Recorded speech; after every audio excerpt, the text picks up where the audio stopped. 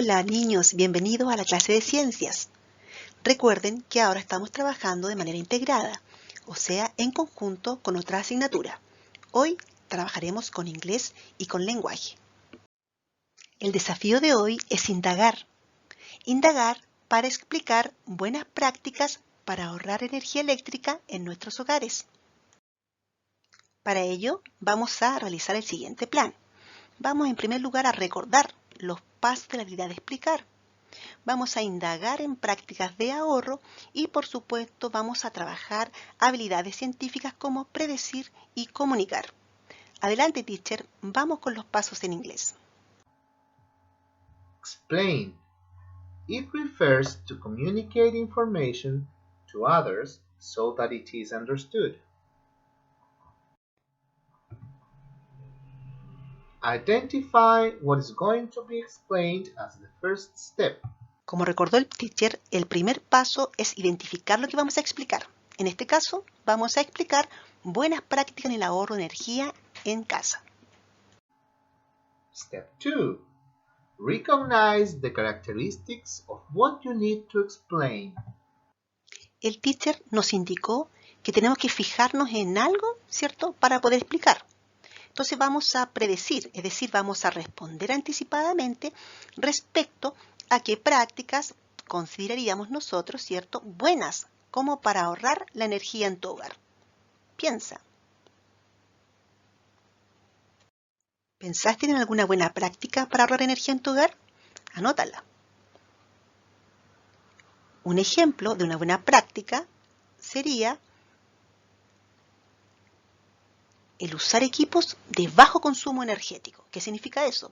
Que hay que elegir, ¿cierto?, electrodomésticos, equipos en la casa que tengan este adhesivo, ¿sí?, y en donde esté la nomenclatura A, ¿cierto?, con un signo positivo, o A con dos signos positivos. Y si te fijas en la tabla inferior, está referido al grado de eficiencia energética. Por lo tanto, si estás con el color verde oscuro, es decir, letra A con dos signos, el consumo de energía es inferior al 30% de la media.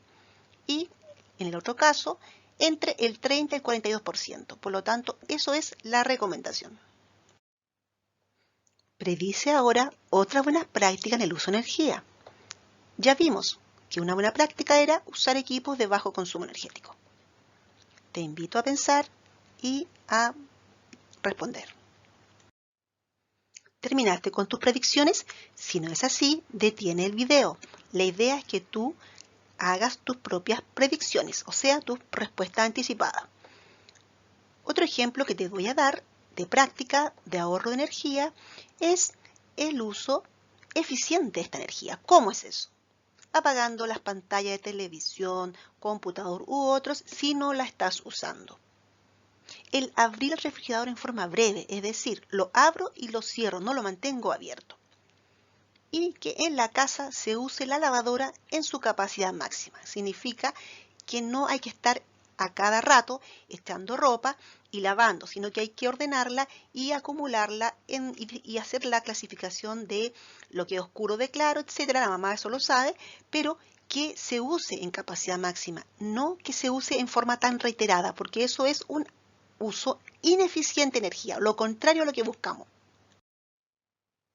Una tercera buena práctica para ahorrar es el desenchufar. Eso es, una vez que desocupamos, ¿cierto?, para evitar el consumo vampiro, hay que desenchufar los equipos. Existe en internet una serie de ejemplos de estos y vamos a ver algunos. Salva el planeta sin moverte de tu casa. ¿Cómo? Detectando los electrodomésticos llamados vampiros. ¿Has pensado en los electrodomésticos vampiros de tu casa? Bien, el televisor es uno. Este apagado gasta 2,88 watts por hora. Segundo, el cargador de celular. Este gasta 0,3 watts horas. Tú puedes decir es poco, pero ¿cuántas horas permanece el cargador conectado en tu casa? Suma. El equipo de música gasta 4,11 watts hora. Los computadores, si son notebooks, gastan 4,42 watts hora. Si son de escritorio, gastan 2,84 watts hora. El último ejemplo que tenemos, hay muchos, pero el que tenemos acá es el horno microondas que gasta 25,8 watts hora. Es decir, estando enchufado y sin utilizar, está diariamente y por hora gastando energía. O sea, es el mayor vampiro de la casa. Atención, el 10% de tu cuenta de luz corresponde al consumo vampiro. ¿Qué significa eso? Que si en tu casa, ¿cierto?, la cuenta es de 10.000 pesos, estarían pagando 1.000 pesos de más por esta mala práctica de no desenchufar. Una cuarta buena práctica consiste en disminuir uso o, si es posible, evitar su uso. Por ejemplo, de pantallas, de televisión, de computador, de celular. Así como disminuir el uso del hervidor eléctrico. Y si lo usamos, almacenar en el termo el agua que nos quede para no perder energía. Step 3. Establish the relationships between the recognized characteristics. Como nos sugirió el teacher, tenemos que buscar qué características encontramos similares, semejantes o diferentes de nuestras prácticas. Recordemos que teníamos como ejemplo usar equipos de bajo consumo, hacer uso eficiente de la energía, desenchufar y finalmente disminuir uso o evitar el uso, ¿cierto?, de los equipos. También dijimos que ustedes iban a sumar otras buenas prácticas de su hogar. Y ahora vamos a ver el resumen. Semejanza entre las buenas prácticas. En el ejemplo 1 se nos pide usar equipos. En el ejemplo 2 se nos pide usar equipos, ¿cierto? Pero también disminuir su uso, haciendo uso eficiente. Y en el ejemplo 4 tenemos también disminuir el uso. Por lo tanto, aquí se asemejan el ejemplo 1 y 2 respecto a que se pide usar el equipo y el ejemplo 2 y 4 respecto a que tenemos que disminuir. Respecto a las diferencias en nuestra práctica. El primer ejemplo decías usar equipo, pero usar de bajo consumo, que eso difiere del resto de prácticas. En el ejemplo 2 no tenemos diferencia, solamente encontramos semejanza. En el ejemplo 3 no teníamos semejanza, pero sí la diferencia, porque aquí apuntaba a desenchufar. Y finalmente, en el ejemplo 4, ¿cierto?, la diferencia con el resto es que aquí hay que evitar el uso. Ahora vamos a pasar a darles grados de importancia a las prácticas personales. Por lo tanto, los invito a ustedes para que vayan decidiendo en estos ejemplos qué grado de importancia le dan. Entonces lo vamos a hacer con asterisco. En el caso mío yo le daría un asterisco al hecho de usar equipos de bajo consumo, que es el primer ejemplo. 2 asteriscos, el hacer uso eficiente de la energía. 3 asteriscos al concepto de desenchufar. ¿Por qué? Porque eso ya es algo que uno puede hacer de manera muy fácil y muy importante el efecto. Y 4 asteriscos le daría yo, ¿cierto?, al hecho de tratar de evitar el uso, no solamente disminuirlo, sino que evitar, la práctica de evitar el uso de tantos equipos electrónicos. Muy bien. And step 4. Communicate information in an understandable way. Para comunicar de manera entendible, como lo sugirió el teacher, y comunicar lo que aprendimos en la clase de hoy, elabora una infografía en tu casa. Apóyate en las prácticas de buen uso que trabajamos en la cápsula de hoy. E indaga en tu familia o cercanos qué buenas prácticas realizan y puedes agregarlas a tu infografía. ¿Sabes cómo elaborar una infografía? No te preocupes, le vamos a preguntar a la profesora de lenguaje cómo se hace. Adelante, profesora. Hola niños, Obvio que los puedo ayudar a hacer una infografía, pero antes, ¿qué es una infografía?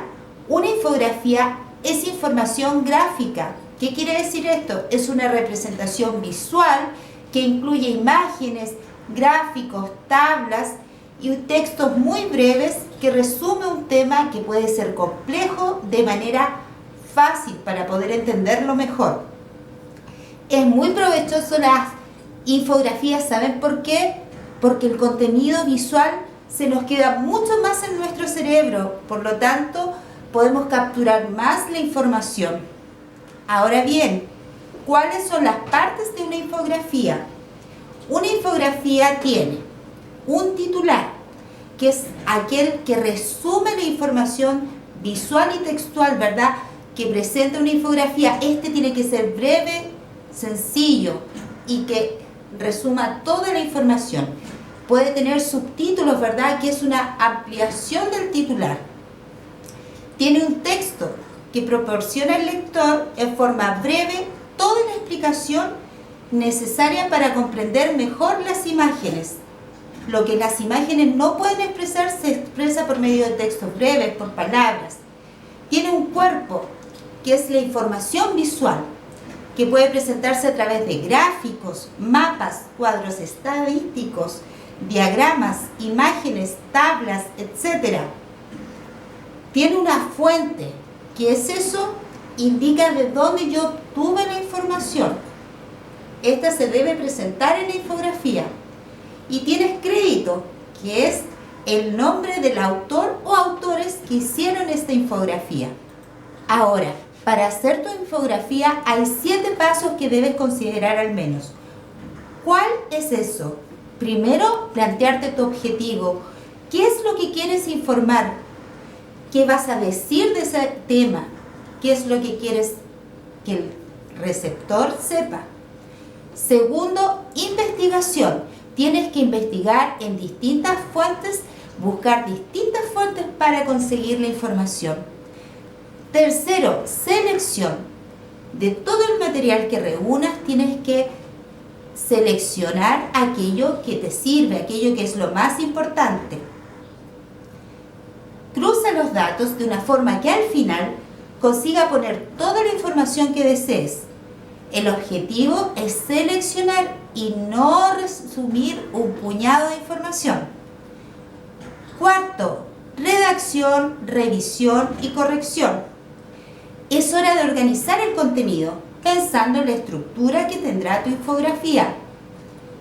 Luego, haz un borrador. Ve cómo vas a organizar tus imágenes. Ve cuánto texto te cabe, cuánto texto vas a escribir. Sexto, es hora de tu ejecución, que empieces a hacer tu infografía. Revisa que esté bien tu ortografía, que esté bien clara la información. Y séptimo, divulgación. ¿Qué quiere decir esto? Ya es hora que compartas tu infografía con el resto del mundo. Esos son los pasos, profesora. Muy bien, hemos llegado a la parte final. Ahora nos corresponde la autoevaluación. La autoevaluación de aprendizajes es muy fácil. Solo tienes que marcar con una X según corresponda sí o no el criterio. Por ejemplo, si pudiste explicar lo que significa predecir a través de una práctica de ahorro energético, marcas una X bajo el sí. Y así, si pudiste comprender y expresar en inglés los pasos mentales de la habilidad de explicar, colocas una X bajo el sí o una X bajo el no. Y así sucesivamente seguimos con si pudiste reconocer los equipos que son energéticamente más eficientes, si comprendiste la importancia de reducir el uso de equipos eléctricos, si pudiste dar ejemplo de equipos que se comportan como vampiros de la energía, si pudiste explicar o si puedes explicar buenas prácticas para ahorrar energía eléctrica en tu hogar, y si puedes comunicar estas buenas prácticas de ahorro de energía a través de imágenes y texto en una infografía. Terminado el desafío de hoy, te dejo planteado otro desafío. ¿Cómo podemos usar de manera responsable la energía eléctrica en nuestro colegio? Eso se encuentra en la página de tu libro, página 166. Piensa en algunas buenas prácticas y compártela con tu profesor o profesora. Muy bien, has finalizado la cápsula. Si deseas, puedes volver a ver las partes que quedaron con dudas. No olvides enviarle a tu profesora tu autoevaluación. Nos vemos hasta una próxima cápsula. Hasta pronto.